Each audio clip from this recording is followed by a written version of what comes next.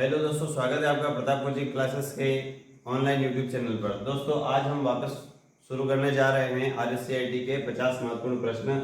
तो चलिए शुरू करते हैं। पहला प्रश्न है, निम्नलिखित में से कौन सा कंप्यूटर हार्डवेयर को चलाता है और अन्य सॉफ्टवेयर को चलाने के लिए एक मंच के रूप में कार्य करता है। मतलब हार्डवेयर को तो वो चलाता ही है, लेकिन साथ ही साथ में उस सॉफ्टवेयर को भी चलाने के लिए एक मंच प्रदान करता है। ऑपरेटिंग सिस्टम, अनुप्रयोग। ए और बी अनुप्रयोग नहीं हो सकता दोस्तों। अनुप्रयोग का मतलब होता है एप्लीकेशन या ऐप, ठीक है। तो जो ऐप को चलाने में मदद करे वो ऐप नहीं हो सकता, तो उसका सही उत्तर हो जाएगा दोस्तों ऑपरेटिंग सिस्टम। अगला प्रश्न है, निम्न में से कौन सी कंप्यूटर सिस्टम की एक सीमा है।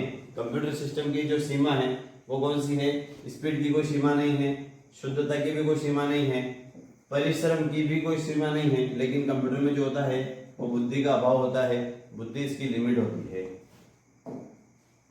अगला प्रश्न है, निम्न में से कौन सा एक सिस्टम सॉफ्टवेयर का उदाहरण है। निम्न में से कौन सा एक सिस्टम सॉफ्टवेयर का उदाहरण है। सिस्टम सॉफ्टवेयर और एप्लीकेशन सॉफ्टवेयर दो प्रकार के सॉफ्टवेयर होते हैं। ये पेज मेकर, नोटपैड और फोटोशॉप, ये तीनों एप्लीकेशन सॉफ्टवेयर है, लेकिन विंडोज 7 जो है वो सिस्टम सॉफ्टवेयर है, ठीक है। अगला प्रश्न है, कौन सा कंप्यूटर वर्गीकृत नहीं है। कंप्यूटर वर्गीकृत नहीं है, ठीक है। मेन फ्रेम कंप्यूटर होता है, मिनी होता है, नोटबुक भी एक तरीके से कंप्यूटर ही है, लेकिन मैक्स फ्रेम जो है वो कंप्यूटर नहीं है। तो इसका सही उत्तर जो हो जाएगा वो हो जाएगा मैक्स फ्रेम। ये कंप्यूटर में किस श्रेणी में नहीं आता है। अगला प्रश्न है, निम्नलिखित में से कौन सा कंप्यूटर के गुण है। कौन से कंप्यूटर के गुण हैं। तीव्र गति होती है, बिल्कुल सही है। त्रुटि रहित कार्य करता है, ये भी सही है, ठीक है। गोपनीयता, बिल्कुल। उपयोग सभी सारे ही इसके जो है वो कंप्यूटर के गुण हैं। अगला प्रश्न है, कंप्यूटर साक्षरता दिवस कब मनाया जाता है। तो कंप्यूटर साक्षरता दिवस मनाया जाता है दोस्तों 2 दिसंबर। अगला प्रश्न है, कंप्यूटर प्रोसेस द्वारा इंफॉर्मेशन में परिवर्तित करता है। कंप्यूटर प्रोसेस जब करता है तो इंफॉर्मेशन को किसको इंफॉर्मेशन में परिवर्तित करता है। तो दोस्तों वो नंबर को नहीं करता है, इनपुट को नहीं, प्रोसेसर को नहीं, वो डाटा को इंफॉर्मेशन में परिवर्तित करता है, चेंज करता है। अगला प्रश्न है, कंप्यूटर निम्नलिखित में से कौन सा कार्य नहीं कर सकता है। तो कंप्यूटर जो है इनपुटिंग करता है, प्रोसेसिंग करता है, कंट्रोलिंग भी करता है, अंडरस्टैंडिंग जो होता है कंप्यूटर नहीं कर सकता है। तो सही उत्तर हो जाएगा डी। अगला प्रश्न है,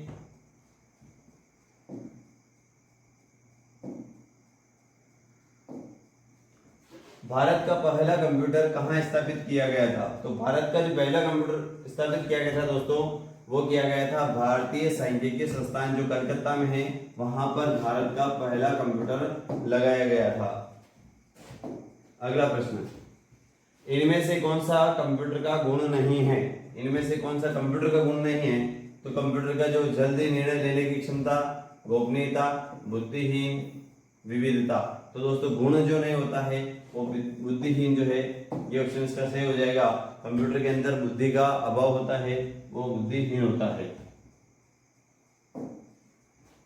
इनमें से कौन सा एक सर्च इंजन नहीं है। सर्च इंजन गूगल है, बिल्कुल सही है, याहू है, बाइडू है, ठीक है। अल्फा जो है दोस्तों वो सर्च इंजन नहीं है, ठीक है। अगला प्रश्न है, निम्न में से कौन सा एक कंप्यूटर के प्रोसेसर का प्रकार नहीं है। प्रोसेसर के बारे में भी प्रश्न पूछा जाता है। तो यहाँ पर ड्यूल कोर प्रोसेसर है, सेलेरॉन प्रोसेसर है, इंटेल कोर 5i5 जो है वो प्रोसेसर है, लेकिन एंड्रॉइड कंप्यूटर का प्रोसेसर नहीं है। प्रोसेसर तो है लेकिन ये मोबाइल का प्रोसेसर है, ये आपको ध्यान रखना है। अगला प्रश्न है, 1 किलोबाइट बराबर होते हैं। दोस्तों 1 किलोबाइट जो होता है वो होता है 1024 बाइट, ठीक है, ध्यान रखें। और 1024 बाइट जो होता है, किलोबाइट जो होता है वो होता है 1 मेगाबाइट। अगला प्रश्न है, चुंबकीय डिस्क पर किस पदार्थ की परत चढ़ी होती है? इंपॉर्टेंट प्रश्न है। जो चुंबकीय डिस्क होती है CD, उस पर आयरन ऑक्साइड की, सॉरी CD नहीं दोस्तों, CD नहीं होती है ये। चुंबकीय डिस्क जो टेप होती है, रील जो आती है, उस पर आयरन ऑक्साइड की परत चढ़ी होती है। सही उत्तर हो जाए इसका ए। निम्न में से कौन सा एक ब्राउजर नहीं है? ब्राउजर कौन सा नहीं है? गूगल क्रोम ब्राउजर है, फायरफॉक्स ब्राउजर है, सफारी ब्राउजर है, गूगल प्लस जो होता है वो ब्राउजर नहीं होता है दोस्तों। तो इसका सही उत्तर हो जाएगा सी। गूगल कंप्यूटर में जाने वाले डेटा को क्या कहते हैं? तो कंप्यूटर के अंदर जो डेटा जाता है उसको इनपुट कहते हैं। अंदर जाने वाले डेटा को इनपुट और बाहर आने वाले डेटा को आउटपुट कहते हैं। ठीक है, ध्यान रखना है। इनमें से पॉइंट एंड ड्रॉ डिवाइस कहा जाता है। जो पॉइंट बताती है, जो पॉइंट पर क्लिक करना होता है अपने को, वो कौन सा पॉइंट एंड ड्रॉ डिवाइस है? तो यहाँ पर हो जाएगा दोस्तों माउस। माउस जो है वो पॉइंट एंड ड्रॉ डिवाइस है। अगला प्रश्न है, एक पेंटाबाइट में कितने बाइट होते हैं? तो दोस्तों एक जो पेंटाबाइट होता है PB, उसमें 1024 TB होता है। ठीक है, बहुत बड़ी इकाई होती है PB। तो सही उत्तर कौन सा हो जाएगा इसका दोस्तों? ए। अगला प्रश्न है, इंटरनेट के पते में HTTP का विस्तृत रूप क्या है? तो HTTP जो होता है दोस्तों, H का मतलब होता है हाइपर, T का मतलब टेक्स्ट, ट्रांसफर प्रोटोकॉल। सही उत्तर हो जाएगा दोस्तों बी। फुल फॉर्म हमेशा एग्जाम में पूछी जाती है, आप सारी फुल फॉर्म याद कर लेना। FTP का पूरा नाम क्या है? FTP तो file transfer protocol, file transfer protocol. सही उत्तर हो जाएगा दोस्तों डी। अगला प्रश्न है, वह मेमोरी जिसमें रखा डाटा बिजली जाते ही समाप्त हो जाता है। इंपॉर्टेंट है, वो जो होती है वो मेमोरी रैम कहलाती है, जिसके अंदर डेटा अस्थायी होता है। जैसे ही मेमोरी गुल हुई, सॉरी बिजली गुल हुई और डेटा भी जो होता है वो मिट जाता है, इसलिए डेटा अस्थायी होता है। सही उत्तर हो जाएगा इसका रैम। अगला प्रश्न है, PAN का पूरा नाम होता है। PAN दोस्तों, PAN का जो पूरा नाम होता है, वैसे यहाँ पर इसका जो उत्तर होगा पर्सनल एरिया नेटवर्क। ठीक है, ध्यान रखना है पर्सनल एरिया नेटवर्क। लेकिन इसका एक और PAN का पेन जो कार्ड होता है, पेन कार्ड, उसका PAN का जो पूरा नाम होता है पर्सनल अकाउंट नंबर। ध्यान रखना है, दोनों नाम एक साथ नहीं आएंगे, नाम या तो यही पूछेंगे या यही पूछेंगे। ठीक है, तो ध्यान रखना है दोनों का फुल फॉर्म। अगला प्रश्न है, किसी नेटवर्क में डाटा ट्रांसफर की गति को किसमें मापते हैं? तो किसी भी नेटवर्क में जो डाटा ट्रांसफर किया जाता है उसकी गति को बिट्स पर सेकंड में मापा जाता है, बिट्स पर सेकंड। ठीक है, ध्यान रखना है। अगला प्रश्न है, निम्न में से कौन सा चार्ट का प्रकार एक्सेल 2010 में नहीं होता है? तो एक्सेल 2010 में कौन सा चार्ट हम इंसर्ट नहीं कर सकते? तो अलग अलग चार्ट होते हैं दोस्तों, बार चार्ट होता है, पाई चार्ट होता है और लाइन चार्ट होता है। ठीक है, कौन सा नहीं होता है? तो डी वाला नहीं होता है दोस्तों, लीजेंड चार्ट कोई चार्ट नहीं होता है, ध्यान रखना। अगला प्रश्न है, MS वर्ड 2010 में फॉर्मेट पेंटर का उपयोग करके विशिष्ट पाठ के प्रारूप की प्रतिलिपि बनाने के लिए शॉर्टकट कुंजी क्या है? देखो, फॉर्मेट पेंटर का उपयोग करना है अपने को, तो इसकी शॉर्टकट की जो होती है वो होती है CTRL plus shift plus C। दोस्तों ध्यान रखना है, फॉर्मेट पेंटर की जो शॉर्टकट की है कंट्रोल शिफ्ट के साथ C दबाएंगे। अगला प्रश्न है, MS एक्सेस 2010 में उपयोगकर्ता या तो व्यू में एक नई टेबल बना सकता है। तो इसका सही उत्तर हो जाएगा दोस्तों या तो वो डिजाइन में जाकर नई टेबल बना सकता है या डाटा शीट में जाकर नई टेबल बना सकता है। सही उत्तर हो जाएगा इसका ए। अगला प्रश्न है ऑप्टिकल डिस्क का उदाहरण कौन सा है। ऑप्टिकल डिस्क जो होती है दोस्तों, अब इसका उत्तर होता है सीडी। तो सीडी जो होती है ऑप्टिकल डिस्क होती है, इसका उदाहरण कौन सा हो जाएगा, सीडी आर। एम्बेडेड भौतिक वस्तुओं का नेटवर्क है जो इलेक्ट्रॉनिक सॉफ्टवेयर, सेंसर और नेटवर्क कनेक्टिविटी के साथ इन वस्तुओं को क्लाउड पर डेटा एकत्रित करने और विनिमय करने के लिए सक्षम बनाता है। तो वो कौन सा प्रकार हो जाएगा दोस्तों, एम्बेडेड भौतिक वस्तुओं को। तो यहाँ पर इसका जो उत्तर हो जाएगा वो हो जाएगा IoT, इंटरनेट ऑफ थिंग्स। बिल्कुल सही हो जाएगा दोस्तों, IoT। फुल फॉर्म ध्यान रखें इसका। वर्कशीट में एक क्षेत्र के स्वरूपण की प्रतिलिपि बनाने के लिए और किसी दूसरे क्षेत्र में लागू करने के लिए आप किसका प्रयोग करेंगे। देखो दोस्तों, प्रतिलिपि बनाना है मतलब कि फोटो कॉपी, उसकी कॉपी करना है और दूसरे क्षेत्र में लागू करना है, तो आपको क्या करना पड़ेगा, स्वरूपण, वैसा का वैसा स्वरूप होना चाहिए।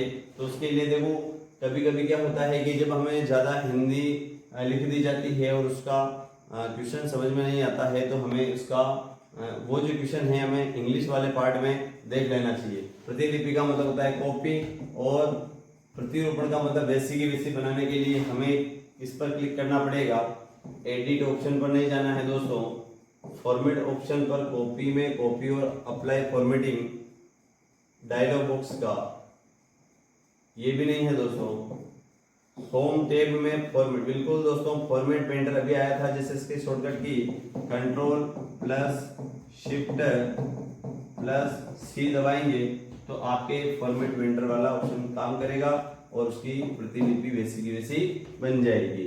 इसका सही उत्तर हो जाएगा सी। अगला प्रश्न है यूएसबी का पूरा नाम क्या है। तो यूएसबी का पूरा नाम होता है दोस्तों यूनिवर्सल सीरियल बस। सही उत्तर हो जाएगा ए। ध्यान रखें, DBMS ACID प्रॉपर्टी का अनुसरण करता है। एसिड का मतलब क्या है, ACID, इसका पूरा नाम पूछ रहा है, तो इसका पूरा नाम हो जाएगा दोस्तों ऑटोक्रेटेड इंडेक्स नहीं होता है, atomicity, consistency, isolation, durability, ACID। इसका पूरा नाम हो जाएगा दोस्तों बी। पेज ओरिएंटेशन ऑप्शन निम्न में से किस टैब में उपलब्ध होता है। तो पेज को मैंने पहले बताया है, जब खड़ा करना हो या उस पेज को जब अपने को आड़ा करना हो, तो वो जो ऑप्शन होता है दोस्तों कहाँ होता है, वो होता है दोस्तों पेज लेआउट में। ठीक है, टैब में भी से भी प्रश्न पूछे जा सकते हैं। आप टैब के जो ऑप्शन हैं वो भी अच्छे से देख लें, कौन कौन से टैब होते हैं। जैसे कि सबसे पहले होता है फाइल टैब,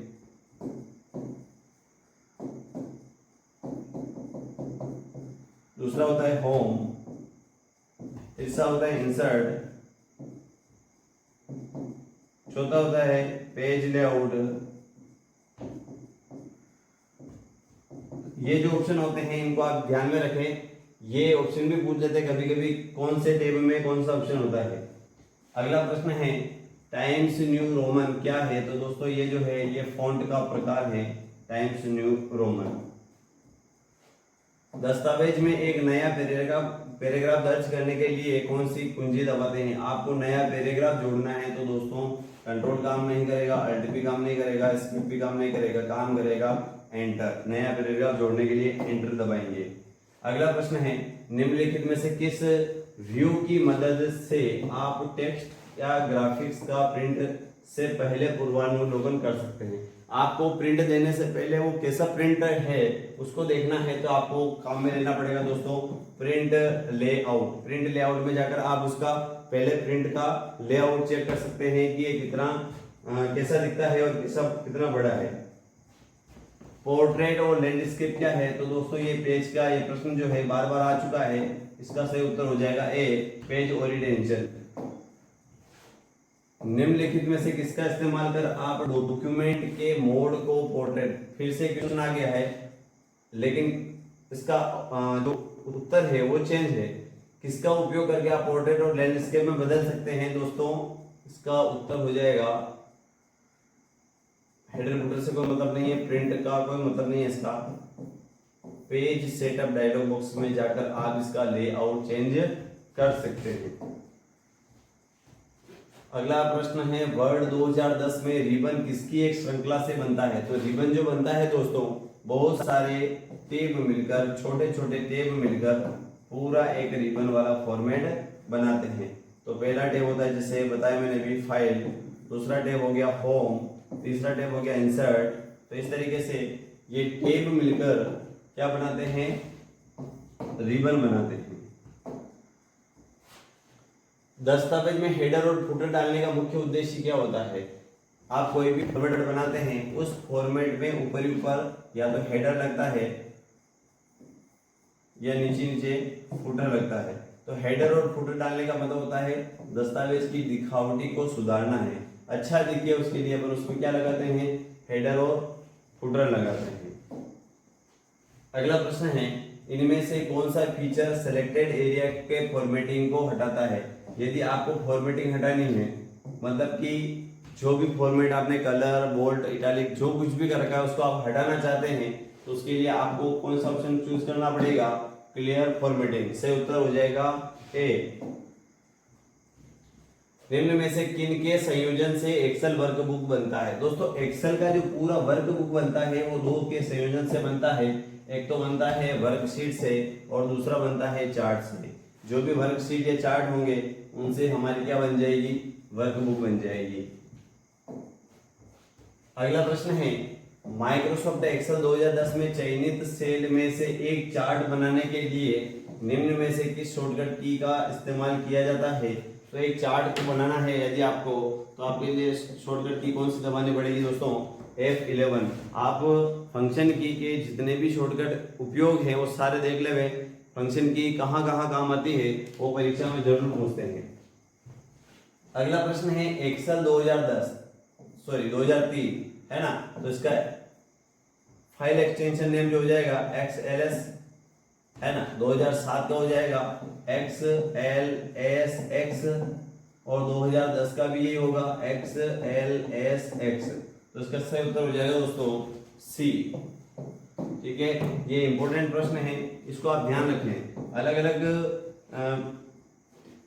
जो फाइल होती है उनके अलग अलग एक्सटेंशन नेम होते हैं। जैसे अपन वर्ड की बात करें, MS वर्ड जो फाइल होती है उसका जो एक्सटेंशन होता है वो होता है .docx। ठीक है, तो ये ध्यान रखें, अलग अलग नेम है इनके। उसी प्रकार से एक्सेल का ये हो जाएगा। और MS पावर पॉइंट की बात करें तो उसका एक्सटेंशन होता है .pptx। ठीक है, ये ध्यान रखें, ये बहुत इंपॉर्टेंट है, एग्जाम में पूछा जाता है। ठीक है, अगला प्रश्न है, जब आप एक फॉर्मूला कॉपी करते हैं, फॉर्मूला कॉपी करता है तो क्या होता है? जब किसी फॉर्मूले को किसी दूसरी सेल में कॉपी किया जाता है तो एक्सेल फॉर्मूला की मूल प्रति मिटा देता है। एक्सेल न्यूली कॉपीड फॉर्मूला में से सेल रेफरेंस संपादित करता है। नहीं दोस्तों, इसका सही उत्तर नहीं है। एक्सेल अम्बुलेट सेल रेफरेंस को समायोजित कर, नहीं, इसका भी सही उत्तर नहीं है। एक्सेल रिलेटिव सेल रेफरेंस को समायोजित नहीं करता है। सही उत्तर हो जाएगा दोस्तों ए। एक्सेल फॉर्मूला की मूल प्रति मिटा देता है, हटा देता है। अगला प्रश्न है, माइक्रोसॉफ्ट एक्सेल 2010 का उपयोग कर निम्न में से कौन से चार्ट के प्रकार बनाए जा सकते हैं? एक्सेल 2010 की बात कर रहा है तो कौन से अपन चार्ट बना सकते हैं? केवल लाइन चार्ट